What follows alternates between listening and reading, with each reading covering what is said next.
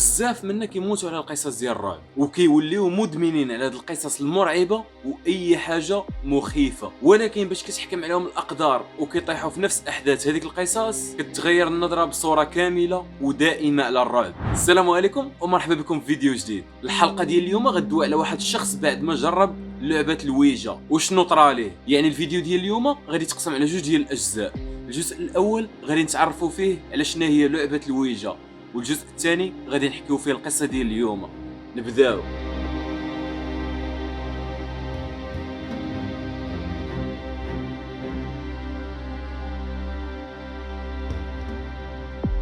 لوح الويجا واللي معروف بلوح الارواح، الاسم ديالو كيتكون من جوج كلمات وي وجا، وبجوجهم كيعنيو نعم، وحده بالفرنسيه والاخرى بالالمانيه. هو عباره عن لوح مرسوم عليه كاع الاحرف وكاع الارقام من 0 حتى ل9، وعبارتين نعم ولا، وكلمتي مرحبا ووداعا، مع رموز اخرى. وكيحتوي على واحد القطعه صغيره اللي فيها ثقب اللي من الخلال ديالها كيتم تهجئه الحروف باش نقدروا نكونوا الاجابه ديال هذيك الارواح. تم تقديم هذه اللعبه من طرف رجل الاعمال الامريكي إيليا بوند في 1 يوليو 1890، وكانت كتعتبر لعبه غير مؤذيه حتى استعملها الروحاني الامريكي بيرل كوران كأداة للتكهن خلال الحرب العالمية الأولى. ومن بعد تم ربط الويجا مع المس الشيطاني، وكيتعتبر الاستخدام ديالها تهديد للروح. ولكن على الرغم من الخطورة والانتقادات اللي تلقات هذه اللعبة من عند المجتمع العلمي، إلا أنها كتلقى رواج كبير من عند بزاف ديال الأشخاص. وصلنا دابا للقصه اللي غادا تدوي على واحد الشاب اللي الاسم ديالو خالد، عنده 20 عام وكيعيش مع جداه حيت هي اللي باقا في الحياه. وهمو ماتوا باش كان صغير. الاب غادي نعرفوا القصه ديالو في الاخر ديال الفيديو، اما الام فالقصه ديالها انها ماتت بحادثه سير باش كان خالد باقي صغير، وخالد وجداه عايشين بالفضل ديال الكراء ديال بعض المحلات اللي خلاهم الوالد ديالو. القصه ديال خالد بدات في العطله ديال الصيف بعد ما جداه مشات للعمره وهو بقى غير بوحدو في الدار. وواحد النهار خالد كان غادي في الطوموبيل، ولكن غادي يبان ليه واحد الشخص اللي مألوف كيشوف فيه وكيبتسم. وخالد باش ركز ليه مزيان مع وجهه تفكر انه صاحبه محمد هذاك، وكان هو الصديق المقرب ليه في فتره الاعدادي. هبط عنده خالد وكل واحد تعرف على الاخر وتذكروا الايام السابقه اللي دوزوها مع بعضياتهم. وخالد قال ان محمد كان بحال التوأم ديالو حيت ما كانوش كيتفارقوا. ومن تما محمد ولا كيمشي عند خالد كل نهار لدارهم، حيت حنا كيف ما عارفين خالد بقى غير بوحدو في الدار وما كاينش اللي يونسو، وكان كيجي عنده باش يبقاو مجموعين يونسوا بعضياتهم. دازت الايام وفي واحد النهار محمد بعد ما جا خالد جا في يده واحد الصندوق، وبس سولو خالد وقال لي شنو هو داك الصندوق، هو يقول ليه هذه لعبه عالميه ولكن كتستخدم بزاف من طرف اهل الغرب، وكيتم من خلالها تحضير الارواح، وكيسولوها اللاعبين على شنو باغيين يعرفوا. وهذيك الارواح كتحرك واحد القطعه على لوحه الويجا بلاصه الحروف ولا الارقام باش يقدروا يجاوبونا. ومحمد قال لخالد انه شراها من شي بلاصه في اسكتلندا حيت دفعوا الفضول باش يجربها، وان الشكل ديالها والغموض اللي فيه هو اللي جذبوا ليها. خالد جاتو عجب ان صاحبه شرا هذه اللعبه اللي بثمن غالي والشكل ديالها كيجلب الرعب. وبعد ما محمد بقى كيطلب خالد باش يجرب مع هذه اللعبه بزز باش قبل خالد حيت كان مخلوع وخايف. وباش محمد سول خالد على الروح اللي باغي يستدعيها جاوبوه قال ليه الحاكم الفاطمي. وعلاش اختاروا بالتحديد؟ حيت خالد عارف ان الحاكم الفاطمي الموت ديالو كان غامض، وان المؤرخين حيرهم هذا السؤال، وانه بغى يعرف السر وراء هذا الموت الغامض. بدا محمد كيقاد في الطقوس ديال اللعب وشعل الشمع، وخالد قلبه كان كيضرب في 90، وزاد طرعب باش شاف صاحبه محمد كيدوي بواحد اللغه اللي غير مفهومه. وبقاو كيتسناو المده ديال 10 دقائق ولكن ما طرا والو.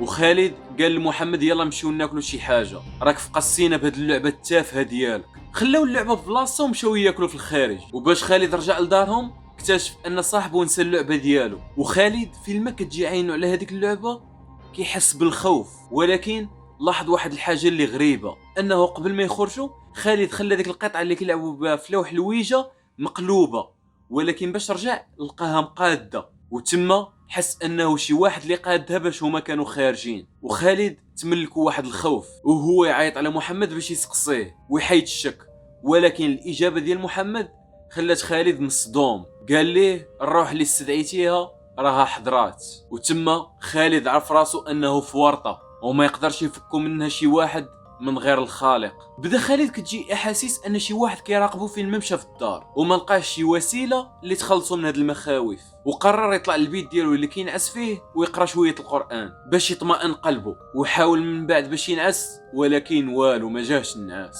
وباش نعس وداز واحد المده اللي قصيره فاق بسبب انه سمع واحد الصوت اللي غريب، صوت ديال شي واحد باغي يقتحم عليه البيت ديالو. وخالد تخلع لواحد الدرجه اللي كبيره، ولكن بعد ما داز ساعه خالد غادي يسمع الصونيط ديال الدار، وباش هبط من بيته ومشى باش يحل غادي يلقى واحد الظل ديال واحد السيده عجوز. قرب منها ولكن تفاجأ بعد ما شاف الخفه والرشاقه ديالها، وانه ما يمكنش لشي سيده في ذاك العمر تمشي هكاك. وباش زاد قرب وشاف الملامح المرعبه ديالها وهو يهرب وبغى يخرج من الدار، ولكن كان ساد على راسه من الداخل بالساروت، والساروت خلاه في البيت العلوي اللي كان ناعس فيه، وبقى كيضرب وكيخبط في الباب باش يحلو، ولكن بكثرة الخوف خالد غيب. وباش فاق غادي يلقى الشمس ضاربه فيه، وهو يحمد الله ويشكره وفرح حيت صحاب راسو كان كيحلم، ولكن خالد كان غلط. عيط خالد لمحمد وقال ليه كل شيء، ان دارهم ولات عامره بالارواح وهادشي كامل بسبب هذيك اللعبه الملعونه اللي جبتي. وفي اليوم التالي توجب على خالد باش يبات في دارهم حيت الفلوس اللي كانت عنده كاع ما كافيه باش يمشي لشي اوطيل، وكان فيه واحد العيا ديال قله النعاس وحاول ينعس ووالو. وصل الليل عاوتاني وفاق على نفس هذيك الاحداث اللي طرات ليه في الليله السابقه، وبدا كيلوم في راسو. وعاوتاني غادي يسمع الصونيت ديال الدار، ولكن غادي يدخلوا مع المطارق. هذا الراس كيقول لي هذه غير من فعل الشياطين والجن، وراس اخر كيقول لي سير واكتشف شكون اللي كيصوني. وفي النهايه قرر يسيطر على المخاوف ديالو وبغى يعرف شكون اللي كيصوني. واول ما هبطوا حل الباب غادي تبان لي واحد السيده عجوز عاوتاني، ولكن كاع ما كتخلع بحال اللي شاف من قبل، حيت هاد السيده هي جده اللي رجعت من العمره. وباش شافها تلا عليها وبقى كيعنق فيها، حيت اخيرا حس بالامان والطمانينه اللي تحرم منها مده هادي. وخالد عاود لجداه كل شيء، ان المنزل ولا مسكون بالارواح الشريره، ولكن كاع ما عاود على لعبه الويجا اللي هي السبب في هذا الشيء هذا، باش كاع ما تقلق منه. وقبل ما ينعسوا جدته قرات بزاف ديال الايات من القران، وخالد ما قدرش ينعس بوحده ونعس حدا جداه. وقدر خالد يقنع جداه باش تبيع الدار حيت ما بقاش قادر يعيش فيها مهما كلف الامر.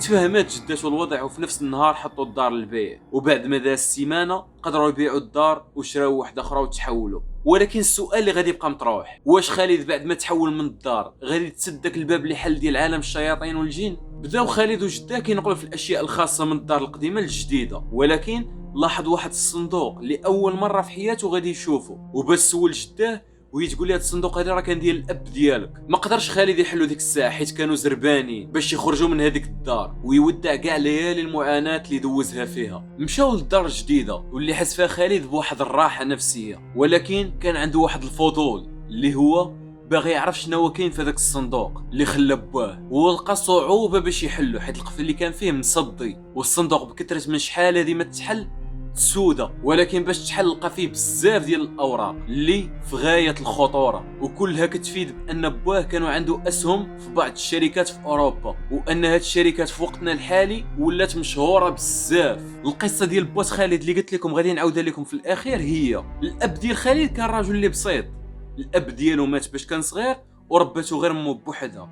كبر وكمل قرايته والتحق بواحد الشركه كبرى كموظف عادي، وتزوج ببنت مول الشركه، ولكن صحابو تزوج بسبب الطمع. داكشي علاش الام ديال خالد تنازلت على كاع حقها في الارث عاد باش تزوجوا. وبدا الاب ديال خالد كيبني في الاسم ديالو وسط مجال الشركات، ولكن رغم كاع داكشي اللي دار حس براسو انه كاع ما وفر لمرته اللي هي الام ديال خالد هذيك الحياه اللي كانت كتمناها. داكشي علاش قرر يهاجر لاوروبا، ومن بعد ارسل للزوجه ديالو رساله اللي كيعتذر فيها انه تزوج بها وخيب ظنها، وان الموت هي الحل الوحيد اللي بقات ليه. ومن بعد ايام غادي يسمعوا في الجريده ديال الخارج انه انتحر، وكاع ما لقاو الجثه ديالو ليومنا هذا. وبعد ما مات مباشره غادي تكتشف الام ديال خالد انها حامله، وبقات حتى ولدت خالد، وبعد شهرين مات في حادثه سير اللي خطيره. ومن تما خالد وجداه هما الوحيدين اللي بقاو. دابا نرجعوا عند خالد بعد ما حل الصندوق، واللي بقى كيفكر في حاجه وحده اللي هي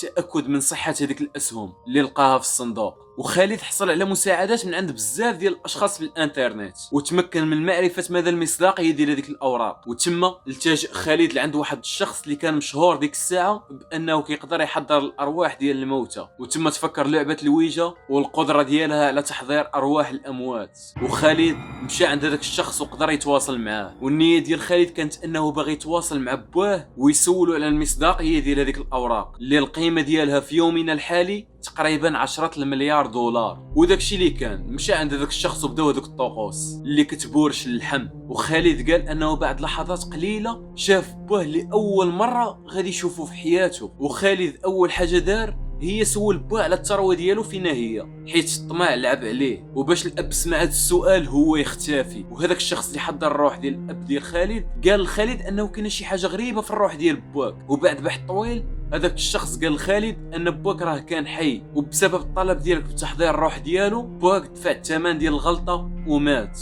وتم خالد تصدم ومشاو بحث واكتشف ان باه كان حي. وخالد تاكد من الوفاه ديال باه في الجورنال بعد ما قالوا وفاه رجل اعمال عربي بذبحه صدريه، والسبب ديال هذيك الذبحه هو تحضير الروح ديال شخص حي، حيث تحضير الارواح لا يجوز الا للاموات. خالد كيعاني اليوم من هذا بسبب الفعل ديالو، وما خلى فين مشى عند المعالجين الروحانيين الاطباء النفسانيين غير باش يرجع كي كان ووالو. وهذا الامر هذا كلفو بزاف.